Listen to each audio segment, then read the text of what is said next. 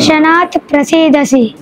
దర్శనాత్ ప్రసీదసి అంటే ఆ చిదంబరంలో ఉన్నటువంటి స్వామిని దర్శనం చేసుకుంటే మోక్షం ఇస్తా అన్నాడు పరమేశ్వరుడు.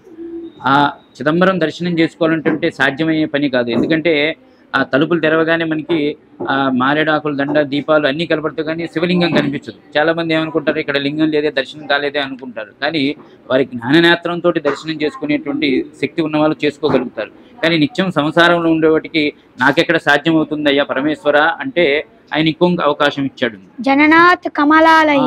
కమలాలయలో జన్మించు, నీకు మోక్షం ఇస్తాను. తిరువారూరు అనేటువంటి క్షేత్రం ఒకటి ఉంది, అక్కడ జన్మించి నీకు మోక్షం ఇచ్చేస్తా అన్నాడు పరమేశ్వరుడు. మరి జన్మ ఎవరి చేతుల్లో ఉంటుందయ్యా? ఆ బ్రహ్మ చేసినటువంటి పాపపుణ్యాలను లెక్కను బట్టి నీకు తర్వాత జన్మనిస్తున్నాడు. మరి ఆ జన్మ నా చేతిలో లేదు కదా పరమేశ్వర.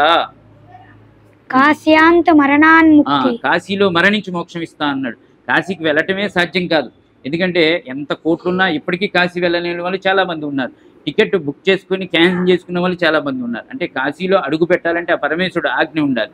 అటువంటిది జన్మవాసం అంటే 9 నెలలు కడుపులో వాసం చేసినందుకు, నివాసం చేసినందుకు ఆ 9 నెలలకి 9 రోజులు కాశీలో గడపమని చెప్తుంది శాస్త్రం. కానీ ఆ 9 రోజులు ఉన్న వాళ్ళు ఎంతమంది? అటువంటి క్షేత్రంలో మరణించడం అంటే మరణం ఎప్పుడు వస్తుందో ఎవరికి తెలుస్తుంది? ఈ రోజు కనపడ్డవాడు రేపు ఉంటాడో గ్యారంటీ లేదు. మరణం కోసం అక్కడికి వెళ్ళి వెయిట్ చేయటం సాధ్యమవుతుందా? సాధ్యం కాదు. పరమేశ్వరుడా ఇంకొక మార్గం చెప్పు. స్మరణాత్ అరుణాచలే. ఈ పాయింట్ ని పట్టుకోగలగాలి. అరుణాచలం వెళ్ళినప్పుడు స్మరణాత్ అరుణాచలే అంటే అరుణాచల అని స్మరిస్తే చాలు మోక్షం ఇచ్చేస్తా అన్నాడు పరమేశ్వరుడు. జీవుడు గుర్తుపెట్టుకోవాల్సింది ఒకటి ఉంది. ఎందుకంటే ఈ మనుష్య జన్మ పోయిందా, 84 లక్షల జన్మల తర్వాత మళ్ళీ మనుష్య జన్మ వస్తుంది.